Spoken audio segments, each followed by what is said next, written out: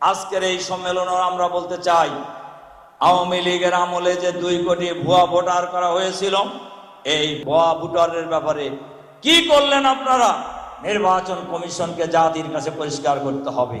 যারা 17 বছরে মারা গিয়েছে, এই মৃত ভোটারদেরকে বাদ দেওয়াটা নিশ্চিত করার ব্যাপারে তারা কি পদক্ষেপ নিয়েছেন, নির্বাচন কমিশনকে জাতির কাছে এটাও পরিষ্কার করতে হবে। আমাদের বক্তব্য খুবই পরিষ্কার, ভুয়া ভোটার বাদ দিতে হবে। যারা মৃত, যারা মারা গিয়েছেন 17 বছরে, এদেরকেও ভোটার তালিকা থেকে বাদ দিতে হবে। এবং 2008 সালের জানুয়ারির আগে, ডিসেম্বরের আগে যারা জন্মগ্রহণ করেছেন, তারা সবাই ভোটার হওয়ার বয়স হয়েছে। এই সকল ভোটারদেরকে ভোটার তালিকায় অন্তর্ভুক্ত করে একটি ফ্রেশ ভোটার তালিকা প্রকাশ করতে হবে। আর আমরা এই কথাও বলতে চাই, আমরা জাতীয় সংসদ নির্বাচন অবিলম্বে চাই, কিন্তু জাতীয় সংসদ নির্বাচনের আগে অবশ্যই স্থানীয় সরকার নির্বাচন হতে হবে। তার কারণ, অতীতের অভিজ্ঞতা, কোন দলীয় সরকারের অধীনে কোন স্থানীয় নির্বাচন ফ্রি ফেয়ার হয় নাই। আজকের এই সম্মেলনে আমরা অন্তর্বর্তীকালীন সরকারের কাছে আহ্বান জানাতে চাই, একটি ফ্রি ফেয়ার ক্রেডিবল ইলেকশনের জন্য, একটি গ্রহণযোগ্য নিরপেক্ষ নির্বাচনের জন্য যতটুকু প্রয়োজন সংস্কার করেই জাতীয় সংসদ নির্বাচন দিতে হবে।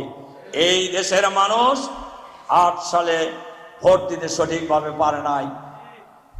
14 সালে দেশের মানুষ সঠিকভাবে ভোট দিতে, সঠিকভাবে কেন ভোটই দিতে পারে নাই। 154 সিট বিনা ভোটে পাস হয় নাই। এ ভোট উপজেলা নির্বাচন অফিসেই হয়ে গেছে।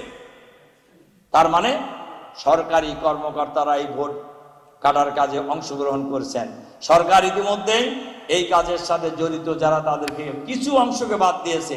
আজকের এই সম্মেলনে আমরা দাবি জানাতে চাই অন্তর্বর্তীকালীন সরকারের কাছে, এই ভোট কাটার সাথে প্রশাসনের যারা জড়িত ছিল তাদেরকেও চিহ্নিত করে বিচারের আওতায় আনতে হবে।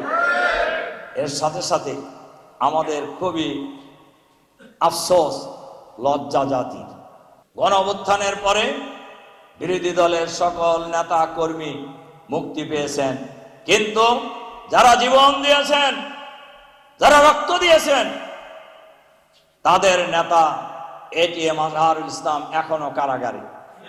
আমরা আজকের এই সম্মেলনে সরকারের কাছে আমরা আহ্বান জানাতে চাই, অবিলম্বে এটিএম আজহারুল ইসলামকে এই মুহূর্তে মুক্তি দিতে হবে।